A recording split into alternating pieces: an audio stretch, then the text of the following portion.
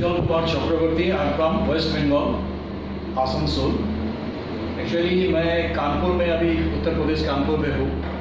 तो यहाँ मेरे एक साथी है राकेश कुमार मिश्रा, उनका एक फार्म हाउस है। तो उनके इनविटेशन पर आए थे इधर आके। मैं एक्चुअली डिज़ाइनिंग का काम करता हूँ, फार्म हाउस इंटीरियर। तो उनके इनविटेशन पर आके उनका जो फार्म है उनको देखने के लिए आए थे। आने के बाद उनको कुछ एडवाइस हमने किए और इनसे मेरा कुछ क्वेश्चंस है, क्योंकि ये है नेटवर्क मार्केटिंग के दुनिया से।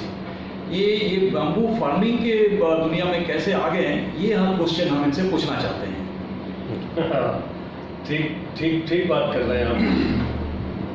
ये असल में ये जो क्वेश्चन है आपका, ये बहुत जेन्युइन है, क्योंकि जो लोग मुझे जानते हैं कि मार्केटिंग की दुनिया से बहुत बड़ा काम हमने मार्केटिंग में किया। देश विदेश घूमते समय मुझे ये लगा कि हम सारे लोग जो काम कर रहे हैं कहीं ना कहीं इनमें असुरक्षा है, क्योंकि जब तक हम काम करने लायक है तभी तक हम काम कर पाते हैं। इस चीज़ ने मुझे चिंता में डाल दिया। फिर आया कोविड का पीरियड। कोविड के पीरियड में मैंने देखा कि बड़े बड़े बिजनेस तड़ाफाई हो गए, बड़ी बड़ी कंपनियां एकदम से गायब हो गई, लोग बेरोजगार हो गए। इस अवस्था में मैंने देखा कि हम सब लोगों के बिजनेस प्रभावित हुए। इसकी वजह से मैंने सोचा कि कुछ ऐसा किया जाए कि जिसमें हमारे साथ ये जो असुरक्षा की भावना है, हम असुरक्षित हैं, ये खत्म हो जाए।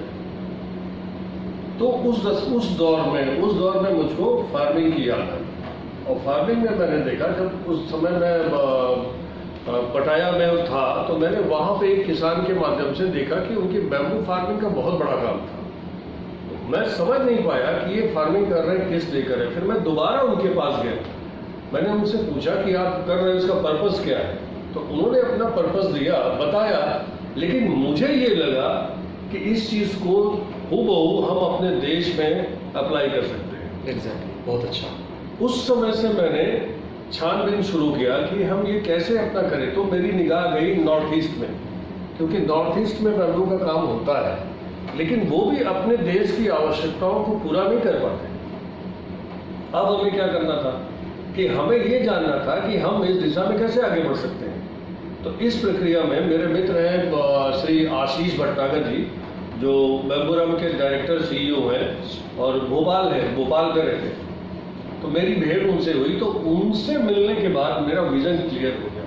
जो मैं ढूंढ रहा था वो मिल गया, क्योंकि बैम्बू एक ऐसी चीज है जो इस धरती में लगने के बाद धरती की अच्छाई और पर्यावरण की भलाई और उसके साथ साथ आपको एक पैसिव इनकम की ओर ले जाता है। जिस समय आप अपनी इनकम करने लायक नहीं होते हैं, उस समय बैम्बू आपको बहुत सारा पैसा देता है, जो आपका जीवन चलाने के लिए आवश्यक है। आप अभी तक आप जानते होंगे जितनी भी तरह के बिजनेसेस हैं, सब बिजनेस कहीं ना कहीं जाके छोटी सी दुनिया है, वो सैचुरेट हो जाते हैं। लेकिन उस समय बांस आपको मल्टीप्ली इनकम प्रोवाइड कर देता है। क्यों, कैसे?